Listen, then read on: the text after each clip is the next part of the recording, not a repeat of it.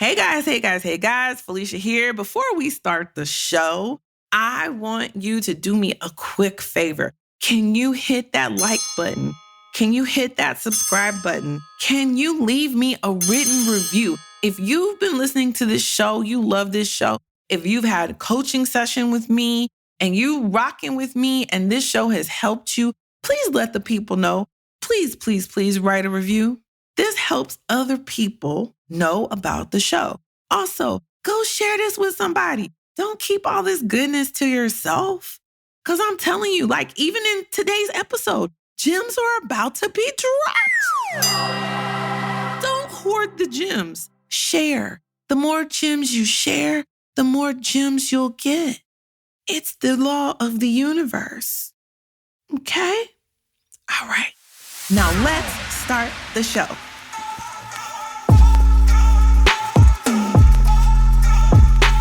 Welcome to the Trill MBA show. I'm your host, Felicia Ann Rose Anuha, aka the Trillest MBA you will ever know. And I'm here to help you survive and thrive in corporate America by giving you the truth and being as real as only I can be.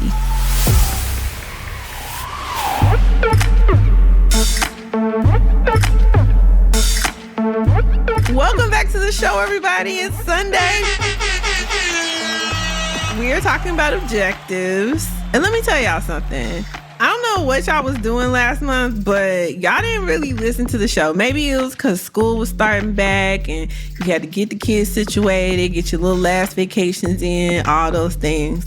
But I had great content around networking, like the real deal things that you need to do in order to build your networks internally and externally. I got some guys for the Patreons. Like we did the damn thing last month, guys, and our downloads were down. What's going on? If you want to hear something or you need, different information, email us, ask@trillinba.com. Let us know, what you guys want to hear. Like, I should not find out from my metrics that my content is not resonating with you. So hit us up. Tell us what you think about the show. Definitely, we want to hear from you. We want to know how we can be of service to you. I started this show in order to help us survive in the workplace. And one thing, I know I say corporate because that's my background, but this show just really isn't just for people in corporate. Like if you work in a workplace, be it corporate, nonprofit, government, K through 12 schools, any type of industry, if you work for a multinational company, if you work in a big company, a smaller company, all the companies in between. Basically, if you work with people, this show is for you. Because what I talk about is helping you get through working with all the funky things that happen when we work with people. Because people are gonna what? People all the time. People be peopling, and they be peopling hard too. Woo. Child, let me tell you, there's so much I want to tell y'all right now, and I can't. Lawyers. So I'm gonna be quiet on that. Hopefully I'll get to tell y'all what's happening over here in the Trill MBA world. But for now, let's just say, let's pray for all of us. And when you get the opportunity to fire somebody, if your boss tells you to fire somebody on your team, you should fire them quickly. And that's all I'm going to say about that.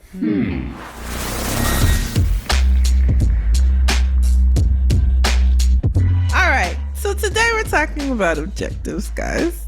Listen, last week I broke down why you should understand workplace objectives, why they're crucial, the different types of objectives you can come across in the workplace. And again, this isn't necessarily just corporate, guys. Like every workplace has objectives, or you should. And if you don't, that's a problem.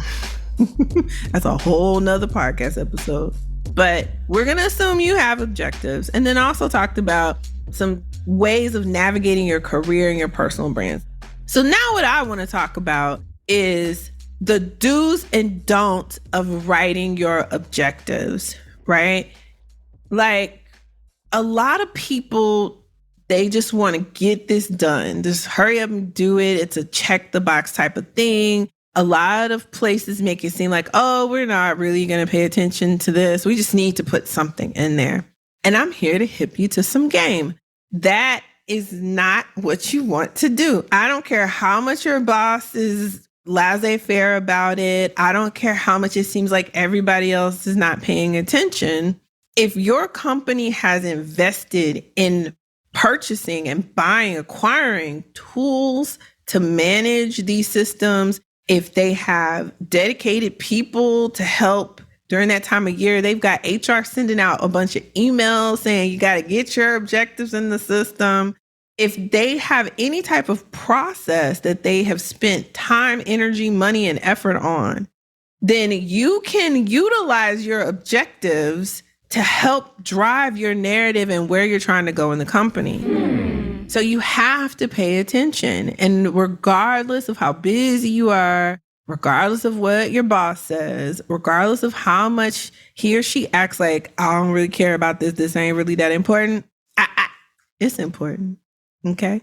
You want to use it to your advantage. And so today we're going to talk about the do's and don'ts of setting your objectives.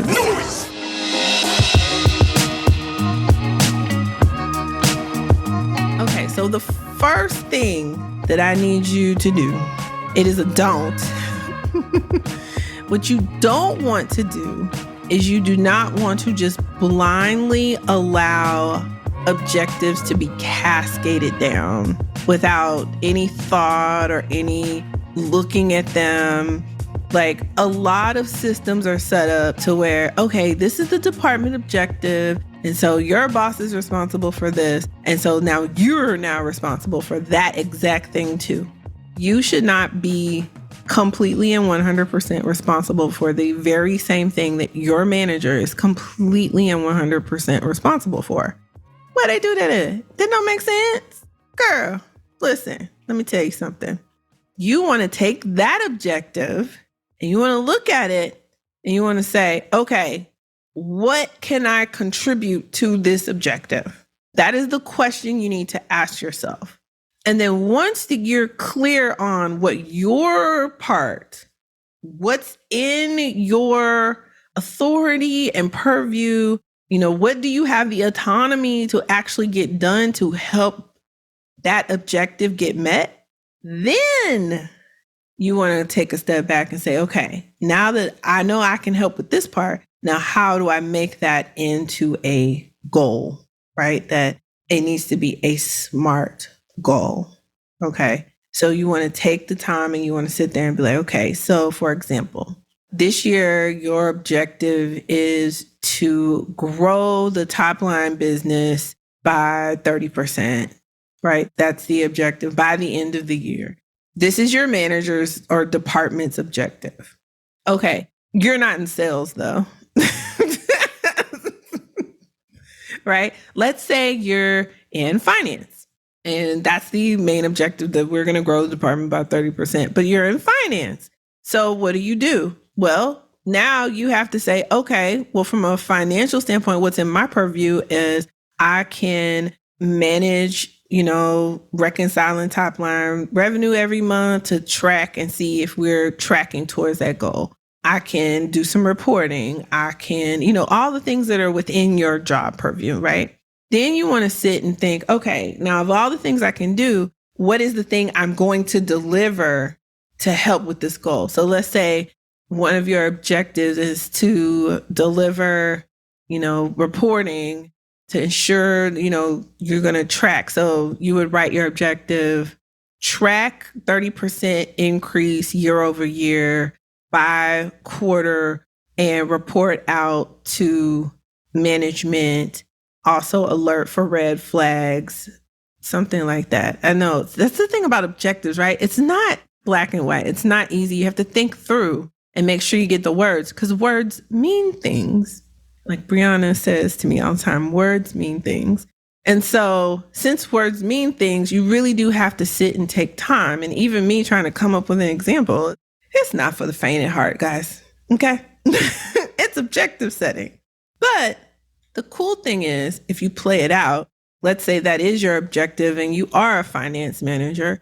Now you can run around the building, or if you're remote, you can run around Teams calls, and you now have a story to tell. You like, yeah, guys, I'm tracking the 30% increase that we're working towards and we're hitting our goal. We're doing great. Or, hey guys, I've been tracking to our goal and we're just slightly behind, but we have an opportunity to catch up in Q3.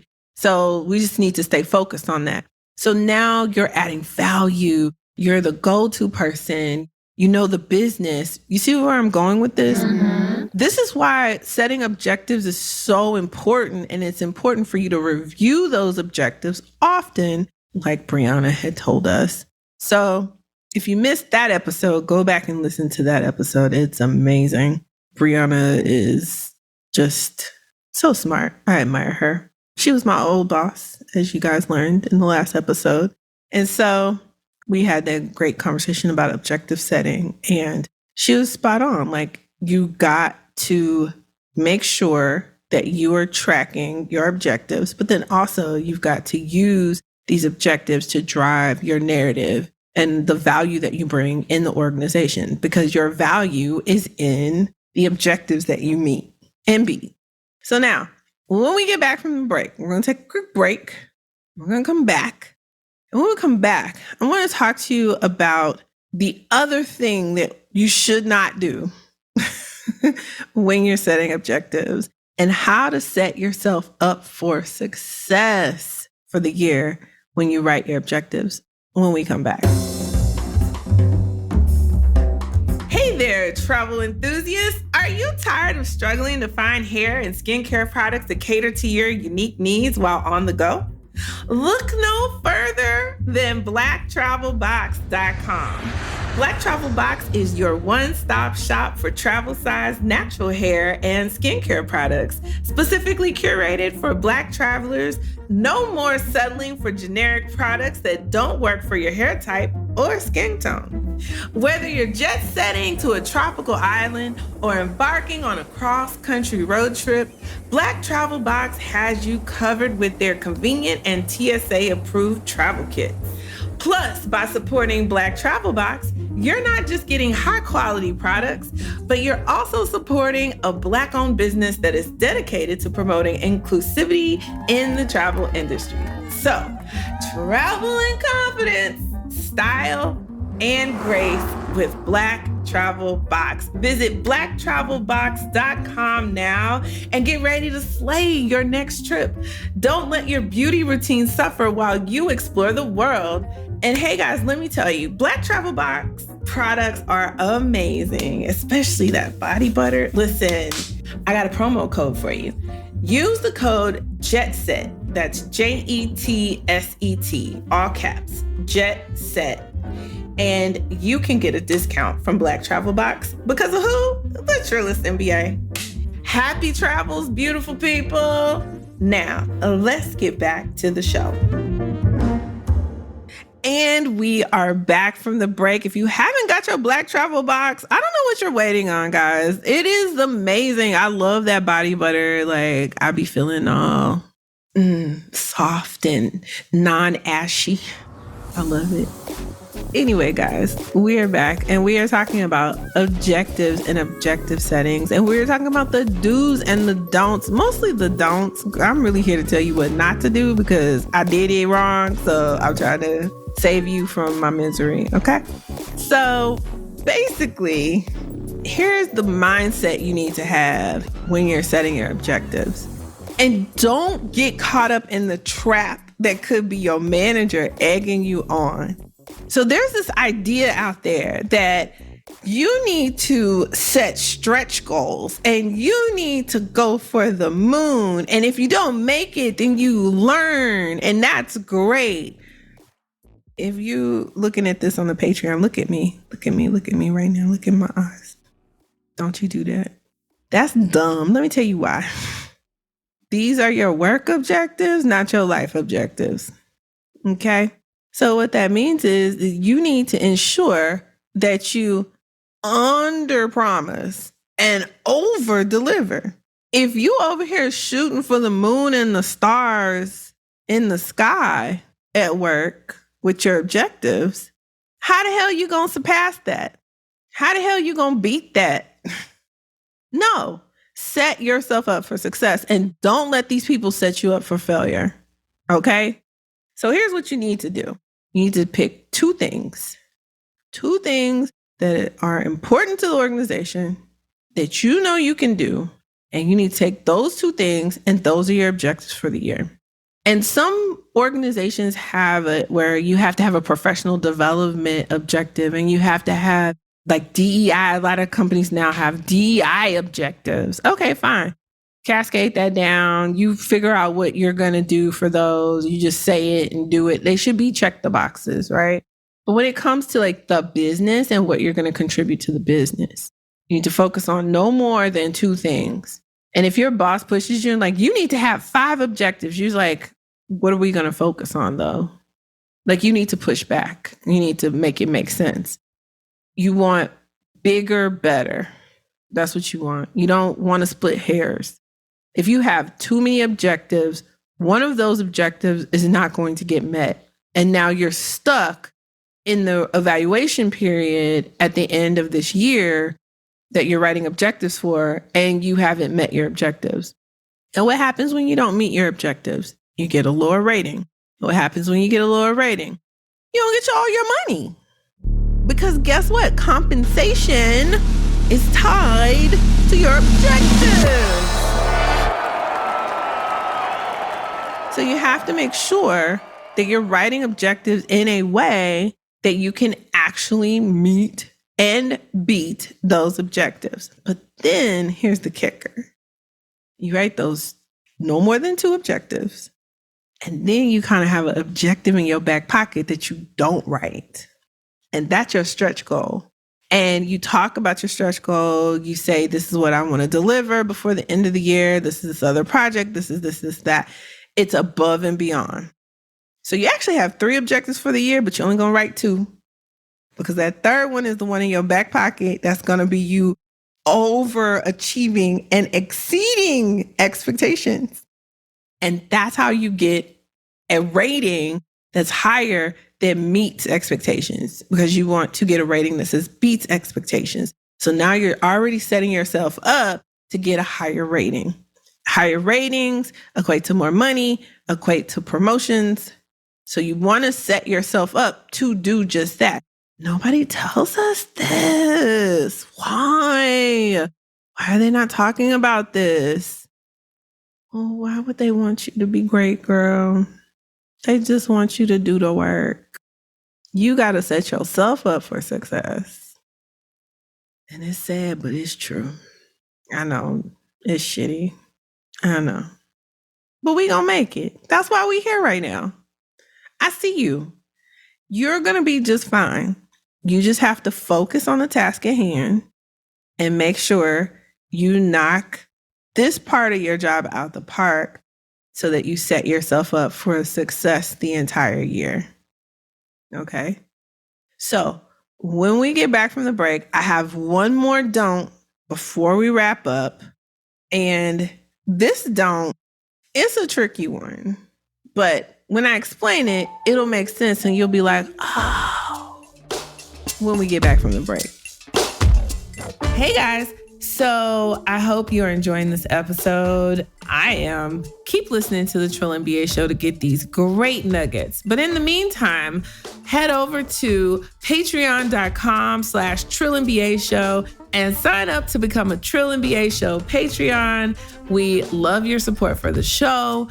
Being a Patreon, you're going to get some exclusive content. You're also going to get some free coaching. You're going to get some other freebies when we start doing live shows. So listen, you don't want to miss out. So if you love this show and you want to support us, go to patreon.com/Trill MBA show and join our Patreon today. All right, guys, back to this awesome show. All right, guys, we are back from the break. We're going to wrap up here real quick. The last thing, most important thing. You must write SMART objectives, and they have to be clear and concise. So what exactly is a SMART objective? Well, I'm here to tell you. SMART is the framework. It's SMART. It stands for specific, measurable, achievable, relevant, and time-bound. Time-bound. So this is the secret sauce, y'all, that people don't talk about. A lot of times you find yourself working on a project, and that project is going to be longer than the actual annual evaluation period. So let's say you have this 18-month project you're working on, but you're going to get evaluated for it in 12 months, but you're writing objectives for it. And so, most people be like, oh, well, we're going to get this project delivered and it'll be delivered at this time period. Well, the problem is, and we're going to play this out. Let's say I'm working on an 18-month project and my manager's like, yes, one of your objectives should be this project. It's a big project. It's high visibility. Like, that should go in your objectives. And you're like, okay. And then you write the objective and you say, I'm going to launch this product in Q2 of 2025. But the next time you get your performance evaluation, it's Q4 of 2024, right? I hope you guys are tracking. So right now you're writing these objectives for next year, but you can't show that you delivered on that objective until 2025. So that's not the objective that you actually want to write. What you want to do is look at your project plan and you want to say, what will I have accomplished by the end of 2024? Because you're writing 2024 objectives. And then that's what you say you're going to deliver on. And then you want to give yourself a little padding. So maybe you want to pick the step before that you'll be done with by Q3 and say, I'll have this done. Just in case stuff happens, you want to always give yourself a little wiggle room. Remember, under promise, over deliver. And so don't let your manager trick you because they will. And not that they're doing it on purpose. They're just not thinking about it. Because again, most of the times, this exercise is a throwaway exercise for the organization.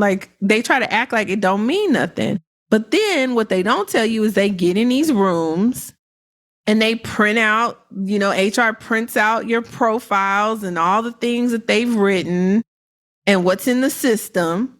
And guess what you put in the system? Objectives.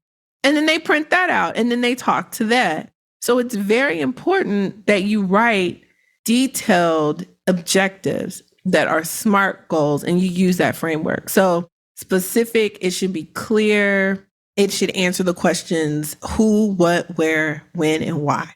Measurable, it should be here's what is going to happen. This is the is part. I am going to X. The measurable is the X, right? It should be achievable, which goes back to don't write something saying, oh, well, this project will be done the next year or year after next. No, you need to be able to finish this, achieve whatever you're saying you're going to do in the time period that you're being evaluated, right? And it should be relevant to that business year, okay? And it should be relevant to your business goals. And then lastly, so that's the R. So it should be time bound. And that's so important, right? You should achieve the goal within the year that you're going to review the objectives. I can't express that enough. I've gotten tripped up in that way before. I actually had a manager be like, oh, well, Felicia, you haven't finished the product launch. So I can't say that you exceeded objectives here because you haven't finished this one. So you get a meets objectives. And all you can do in your mind is be like, bitch. And that's all you can do. You can't even say it out loud. You can't get mad because she didn't lie. Don't get caught slipping. All right. So I want to give you guys some examples of some objectives. And thank you, ChatGPT. My boyfriend, Gregory Paul Thomas, he wrote these. And I think they're great. So he gave me one for me. He said, for example, instead of saying, I want to grow my podcast, a SMART objective might be increase the average monthly listenership of my podcast by 20% over the next 6 months by implementing a targeted social media marketing campaign. And then he also goes on to say, the SMART framework offers a structured approach to setting objectives, making them more actionable and easier to communicate to others. Which, if I had a bigger company and I had a social media manager, this would be their objective. And then when they would talk about it, they would run around my office building that says Fair World Corp on it. And they would run around and say, yeah, I'm working on increasing podcast listenership by 20% in the next 6 months. I developed this targeted media campaign. So far, it's working very well. The first month in, we're on target. Does that not sound fucking amazing? Like, you sound like a badass. So that's how you use your objectives to drive your narrative. So another example I have for a finance manager, a SMART objective would be increase the department's operational efficiency by reducing monthly overhead costs by 10% within the next quarter through renegotiation of vendor contracts and streamlining internal processes. And so that's what you're going to work towards. And then you track that, like how many vendor contracts have you renegotiated? What processes are you looking to streamline? And then you should write your little project plan around that. And then you go around and you use your project plan and you have these talking points like, yeah, we're on track to deliver 10% to the business through cost reduction. I've already talked to 12 vendors and negotiated their contracts, and that's already saved us X amount of money. This is how you drive your narrative. Okay, so let's say you're a marketing manager. You might have something like increase organic website traffic by 30% over the next 3 months through the implementation of a comprehensive SEO strategy focused on the top 10 high traffic keywords relevant to our industry.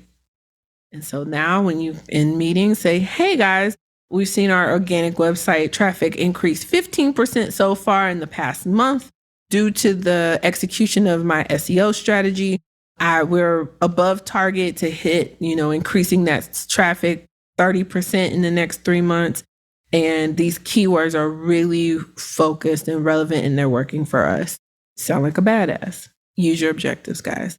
And then the last one is for operations manager. So the operation manager objective could be reduce production cycle time by 15% within the next 6 months by optimizing workflow processes and incorporating automation for repetitive tasks. And then you can talk about, I'm looking at using this vendor for this automation. I'm looking at this workflow process and we're going to migrate to here. Again, you're just talking through, and then you also talk about the result. And so far we've reduced the production cycle time by 10%. And I see us getting that extra 5% before the end of the year, right? Like, again, use your objectives to drive your narrative. So those are just some examples, guys, that I wanted to give you. If you have any questions or you need any help, you can always hit us up at ask@trillandba.com. I'm always here to answer your questions or help you with your particular situation. You can also schedule a consultation call with me if you have a sticky situation, you want me to help you, give you words, walk you through. You can schedule time at trillandba.com/coaching. I do have coaching packages now. If you think you need some hand holding through a couple months, I have a package for you. You can set up a call with me to talk through what that specifically is. If you go to trillandba.com/coaching, I'm here to help and I want to see us succeed. A few housekeeping things. If you haven't heard, I was on the Wild Black podcast, had a great interview with Art, and I was so black.